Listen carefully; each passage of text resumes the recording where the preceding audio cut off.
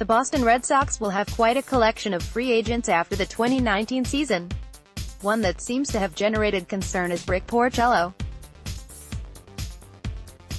The consensus focal point for pending Red Sox free agents circulates around Chris Sale and Xander Bogaerts. Sale, especially with a quality 190-inning season, will watch the suitors line up to bestow baseball riches to secure his dynamic left arm. And Bogaerts, who is entering his prime baseball years, may be on the precipice of at least a 7-year and possible 10-year contract. The Great Mixing Bowl of Red Sox free agents offers an entertaining list of talent such as Steve Pearce, Mitch Moreland, Brock Holt, Eduardo Nunez, and the possible opt-out of J.D.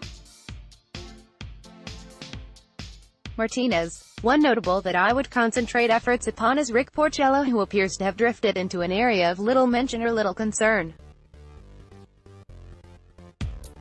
Porcello is applying the finishing touches on a 4-year and $82.5 million contract that he inked in 2015 and promptly responded by delivering a dismal 9-15 season and raising the specter of another contract that potentially will be flushed.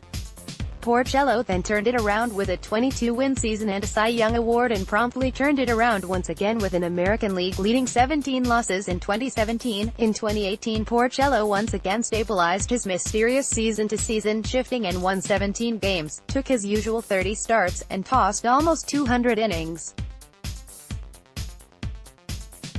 Porcello is remarkably inconsistent year to year, but not in starts or innings, which is where Porcello displays a remarkable consistency.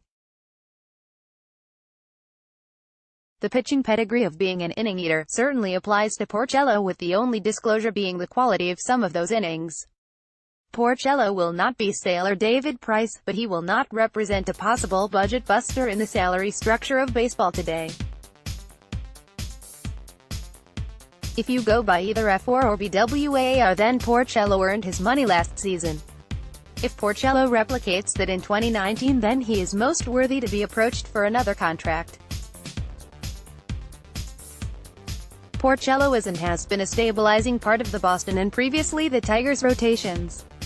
The final statistics may not be pitching sexy, but do certainly show a hurler who could be classified as a mid-rotation plus or even a number 2 in the rotational pecking order based on the performances of others. Just what will Porcello get with his next contract? I would first look inward, and that would be Nathan Eovaldi, who signed a very comfortable 4-year and $68 million Red Sox contract. Porcello is worth more. That becomes, at least for me, a baseline.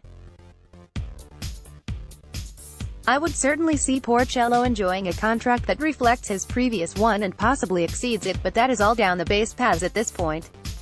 Need is not. The Red Sox have a history, a rather bleak history, of developing pitching talent within their farm system.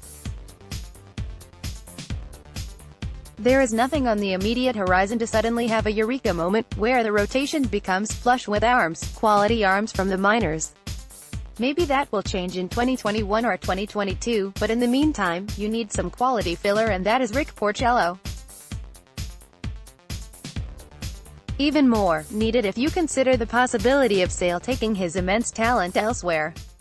Next, Red Sox rumors, active trade discussions for catcher Sandy Leon. The whole complex situation is dependent on factors, and that is Porcello's performance, Sale not morphing into Drew Pomeranz, market conditions, and Porcello's contractual demand. I doubt you will see Porcello pricing himself out of the market like Craig Kimbrell. So the subtext to all the free agent ballyhoo in 2019 is to keep an eye on the one item that may be both signable and able to minimize health risks.